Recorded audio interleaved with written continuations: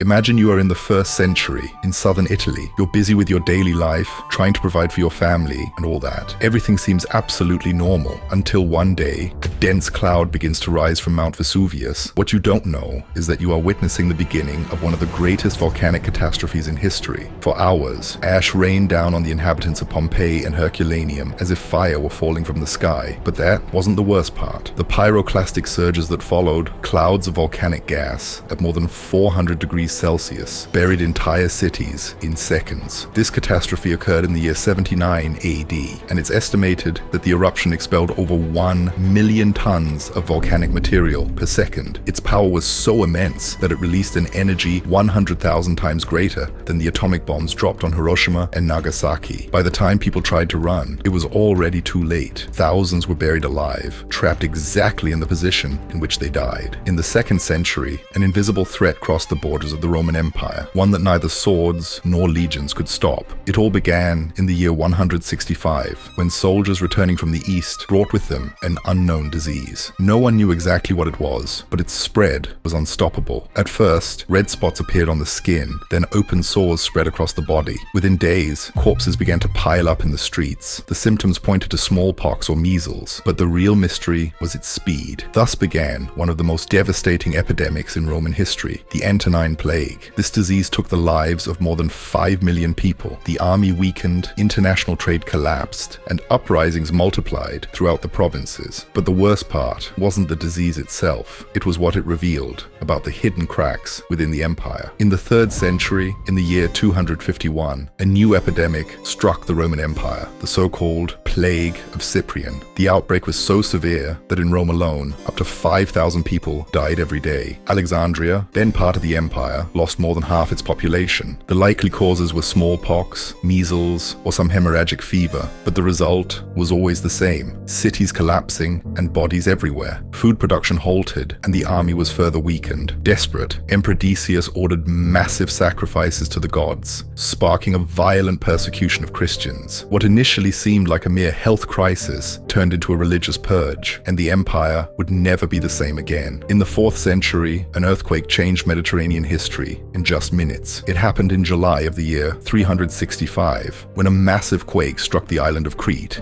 and unleashed a tsunami that violently hit the coasts of Egypt, Greece, and the Levant. In Alexandria, one of the largest cities in the world, the sea retreated for kilometers before returning as a giant wall of water that wiped out entire districts. Tens of thousands died in a single day, and many ships were hurled kilometers inland. The disaster caused food shortages, loss of infrastructure, and mass displacement. Meanwhile, in Eastern Europe, a new threat was brewing: the migration of the Huns, which would push other tribes toward the Roman Empire and pave the way for its destabilization. In the 5th century, Rome experienced the unthinkable. After more than 800 years without falling to any foreign enemy, it was sacked. It happened in the year 410, when the Visigoths, led by Alaric, entered the city and unleashed destruction that had a deep symbolic impact. Temples and palaces were looted, thousands were killed, and imperial treasures vanished. But the gravest consequence wasn't the material loss. It was the message sent to the world. Rome was no longer invincible. Decades later, in 451, Attila the Hun launched his most devastating offensive, invading regions that today correspond to France, Belgium, and Germany, leaving behind a trail of destruction and plunging Europe further into chaos. In the 6th century, a chain of events turned the year 536 into what many historians call the worst year to be alive. It all began with a mysterious fog that covered much of the northern hemisphere. For over a year, the sun was barely visible. Temperatures plummeted, it snowed in summer, crops failed, and widespread famine set in. Historical records speak of a sun without brightness and of desperate populations facing starvation. This phenomenon was caused by a series of volcanic eruptions that triggered what is now known as a volcanic winter, and that was only the beginning. Soon after came the plague of Justinian, killing millions and pushing the Byzantine Empire to the brink of collapse. In the 7th century, another little-known disease wreaked havoc in the British Isles. It was the year 664 when the so-called Yellow Plague began spreading through Great Britain and Ireland, particularly affecting monastic communities. Monasteries, which at the time served as centers of education, religion, and social life, were hit hard. Many were abandoned, and social structures collapsed across entire regions. Although the death toll was smaller than in other pandemics, the consequences were profound: political disorganization, leadership vacuums, and cultural decline in key areas. The more serious part was its lasting impact. Its effects were felt for generations, and while that unfolded in the West, on the other side of the map,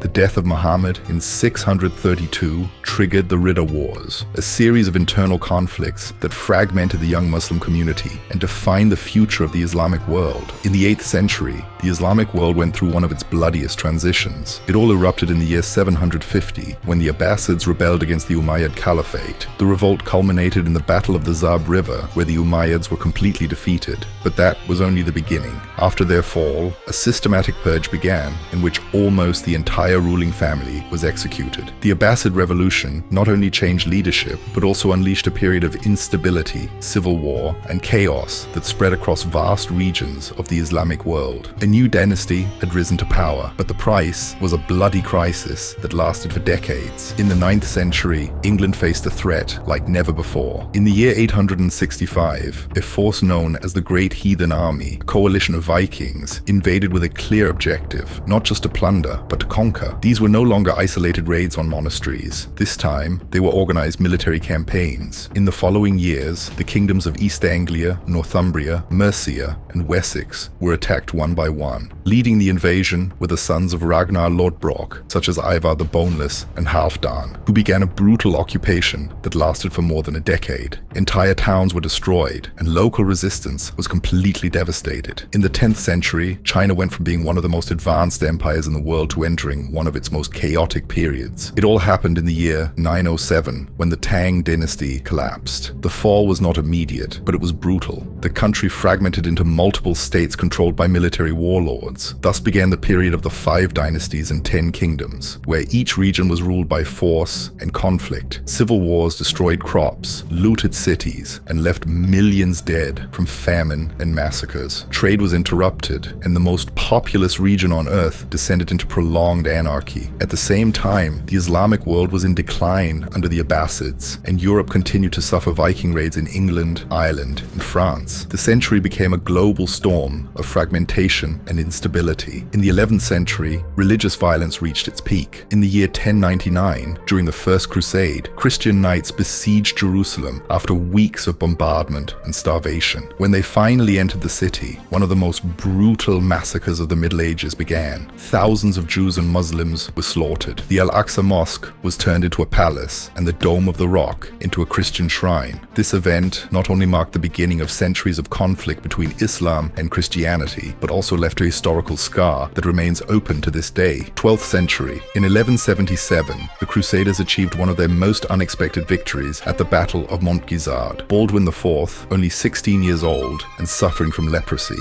led the Christian army to victory over Saladin. But the war didn't end there. It was only a brief truce in a struggle that would last for generations. That same year, the Khmer Empire began to fracture due to attacks and internal strife. And decades earlier, in 1138, an earthquake in Aleppo killed more than 200,000 people, disrupting trade and paving the way for the rise of Italian cities like Venice. 13th century. In 1258, the Mongols sacked Baghdad, one of the richest and most advanced cities of the time, causing one of the greatest tragedies in Islamic history. For days, hundreds of thousands of people were killed, entire libraries burned, and canals destroyed. With the fall of Baghdad, the Abbasid Caliphate collapsed, marking the end of what was known as the Islamic Golden Age. At the same time, in Southeast Asia, another silent catastrophe was unfolding. In 1257, the Samalas volcano in Indonesia erupted, the sky filled with sulfur dioxide, lowering global temperatures. By 1258, the planet was already feeling the effects: extreme winters, failed harvests, and worldwide famine. It was a double blow, one military and one climatic, with consequences that lasted for decades. In the 14th century, a single word defined fear across the entire world: plague. In the year 1347, the Black Death began to spread, one of the deadliest pandemics in human history. At the time, if a pesky rat decided to take a nap in your straw bed, within a week, you could become the plague's next victim.